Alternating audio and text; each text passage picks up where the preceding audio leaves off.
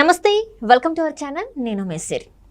చాలా వరకు అంటే చాలా మందిలో ఏంటంటే డౌట్స్ ఉంటాయి. ఏంటి మనకి హైదరాబాద్లో east zone, west zone, north zone అని ఉంటాయి కదా.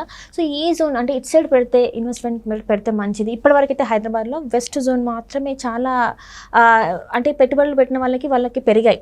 కాకపోతే ఈసారి ఏంటంటే నార్త్ ఈస్ట్ జోన్స్లలో మరి పెరిగే అవకాశాలు ఉన్నాయా లేవా? సో ఇది మనకి చెప్పడానికి మనతో పాటు ఉన్నారు ప్రముఖ రియల్ ఎస్టేటర్ అనమాట.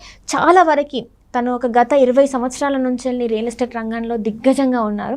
సో ఈరోజు మనతో పాటు మన స్టూడియోలో ఉన్నారు. తను ఎవరో కాదు, founder CEO of realtor oxygen అనమాట. తన పేరు వచ్చేసి, ఆ సార్ పేరు వచ్చేసి డాక్టర్ నంది రామేశ్వరరావు గారు. నమస్కారం సార్. నమస్కారం సార్. ఇప్పటివరకు చూస్తుంటే హైదరాబాద్లో వెస్ట్ జోన్ ఇట్ సైడ్ మాత్రమే ఎక్కువ పెట్టుబడులు పెట్టారు. ఇక్కడ మాత్రమే చాలా వరకు అంటే పెట్టిన వాళ్ళకి చాలా వరకు పెరిగింది. కానీ ఇప్పుడు కూడా చూస్తే నార్త్ ఈస్ట్ జోన్స్లలో పెడితే ఒకవేళ పెరిగే అవకాశం ఉందా లేదా? ఇప్పటివరకు నాకు తెలిసినంత వరకు అయితే పెరగలేదు. అసలు ఎందుకు పెరగలేదు మరి? సీక్రెట్స్ అన్ని మధ్యలో ఓపెన్ ఫారంలో అడక్కమ్మా. నేను ఎండి గారితో మాట్లాడి నీకు ఒక షోకాస్ నోటీస్ ఇప్పిస్తా. ఎందుకు సార్? ఇలాంటి వద్దు సార్ ప్లీజ్. మరి నీ సొంత డౌట్లు అడుగుతున్నావా లేకపోతే పబ్లిక్ కావాల్సిన? పబ్లిక్దే సార్. ఇది నేను ఎందుకు అడుగుతాను సార్ సొంతవి? ఇది జస్ట్ చాలా మందికి డౌట్స్ అయితే ఉన్నాయి సార్. నాకు కూడా కొన్ని కామెంట్స్ వచ్చాయి, మన ఛానల్లో పెట్టారు. యాక్చువల్లీ ఏ ప్రదేశం అయినా గ్రో అవ్వాలి, డెవలప్ అవ్వాలి అంటే ఒక రీజన్స్ ఉండాలి. ఇప్పుడు వెస్ట్ జోన్ పెరిగింది అని మీరు చెప్పారు, మీకు మంచి అవగాహన ఉంది కాబట్టి చెప్పేశారు. నార్త్ జోన్ పెరగలేదు అన్నారు, అది కూడా కరెక్టే. ఎందుకు పెరగలేదు అని అడగడం, నేను చెప్పడం కరెక్టే. ఇప్పుడు నేను చెప్పితే ముందుకెళ్తే గొయ్య, వెనక్కి వస్తే నెయ్య. కానీ మాలాంటి వాళ్ళ కోసం మీరు చెప్తే చాలా హెల్ప్ఫుల్ ఉంటుంది సార్. ఎందుకంటే చాలా మంది ఇప్పుడు ఏంటంటే యంగ్స్టర్స్ ఎక్కువైపోయారు. వాళ్ళకి ఏంటంటే రియల్ ఎస్టేట్ రంగంలో పెట్టుబడులు పెట్టాలంటే మీలాంటి వాళ్ళ సపోర్ట్ చాలా అవసరం వాళ్ళకి. సో మీరు చెప్తే వాళ్ళు ఒక ముందు అడుగు వేయడానికి అవకాశం ఉంటుంది సార్. వెస్ట్ జోన్లో పెరగడానికి మనం గత అనేకమైన సందర్భాల్లో మాట్లాడుకున్నాం. There are 10 reasons. అటు ఇన్ఫ్రాస్ట్రక్చర్ వైజ్ కానీ, ఇండస్ట్రీ వైజ్ కానీ, ఎంప్లాయ్మెంట్ వైజ్ కానీ, ఇవన్నీ కూడా దోహదపడి పెరిగింది. గవర్నమెంట్ ఫోకస్ కానీ, దాని మీద ప్రత్యేక స్పెషల్ ఫోకస్, మీరు టీవీలో కూడా స్పెషల్ ఫోకస్ అని పెడుతుంటారు ఏదో టాపిక్స్ మీద. సో దానివల్ల పెరిగింది. ప్లస్ ఐటీ ఎంప్లాయ్మెంట్ అంతా దాని చుట్టూ తిరుగుతుంది వెస్ట్ జోన్కి. అదేవిధంగా మీరు ఈస్ట్లో డెవలప్ అవ్వడానికి యాదగిరి గుట్ట మనం డెవలప్ చేసింది తప్ప ఇంకేమైనా మీకు తెలిసిన విషయాలు ఉన్నాయి అక్కడ? లేవు.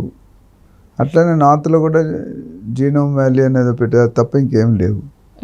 సో అనుకున్నంత పరిమాణంలో గ్రోత్ అనేది జరగలేదు అనేది వాస్తవం.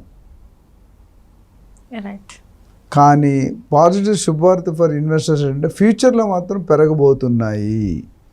ఎందుకంటే మన గవర్నమెంట్ వచ్చిన తర్వాత లుక్ ఈస్ట్ అనే కాన్సెప్ట్ మనం లాస్ట్ టైం కూడా మాట్లాడాము.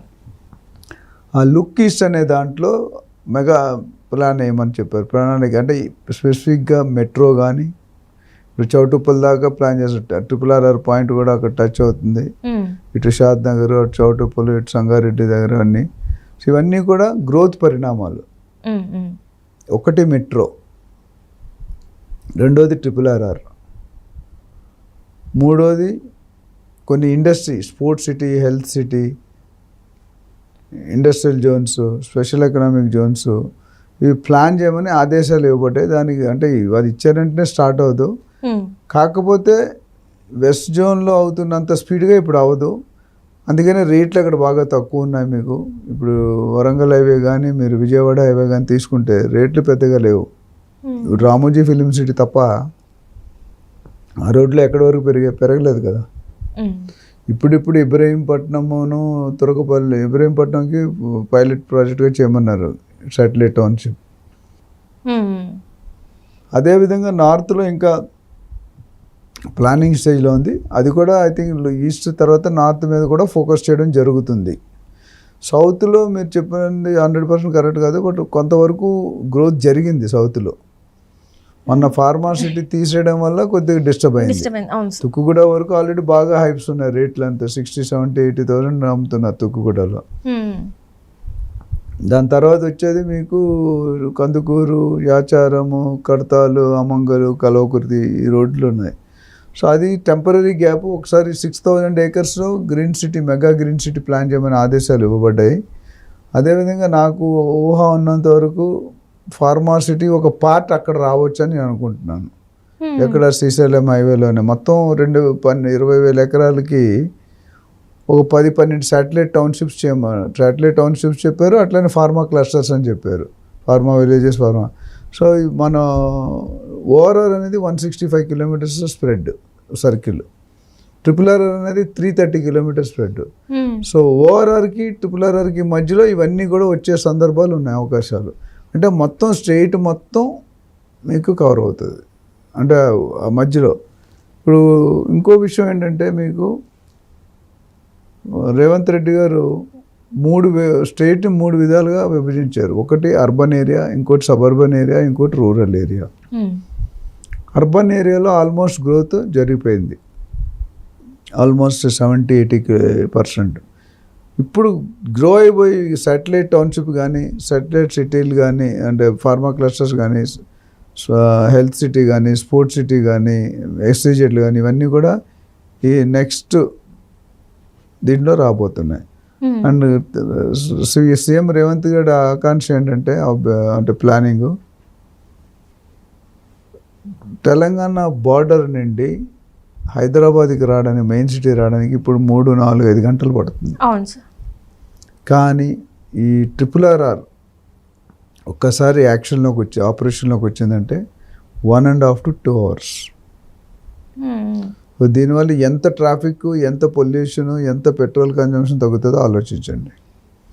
ఇది కాకుండా దానివల్ల వచ్చే బెనిఫిట్ ఏంటంటే, అక్కడున్న పబ్లిక్ డైరెక్ట్గా హైదరాబాద్కి రారు సెటిల్ అవ్వడానికి, మధ్యలో ఆగిపోతుంటారు. కొద్దిగా బార్డర్స్ నుండి RRR వరకు వచ్చినప్పుడు గ్రోత్ అనేది చాలామంది RRR అంటే RRR లోన్ అనుకుంటారు, బయట కూడా వస్తుందండి. ఇప్పుడు రోడ్డు ఉందంటే రోడ్డుకి ఇటు అటు కూడా డెవలప్మెంట్స్ ఉంటాయి. మీరు ఈ రోడ్డు ఉంది, మీ రోడ్డుకి అటు ఇల్లు ఉన్నాయి, ఇటు ఇల్లు ఉన్నాయి. కొంతవరకు 3 to 5 kilometers రెండు పక్కలే డెవలప్ అవుతుంది. So RRR is going to play a major vital role. దాంతోపాటు నేషనల్ హైవే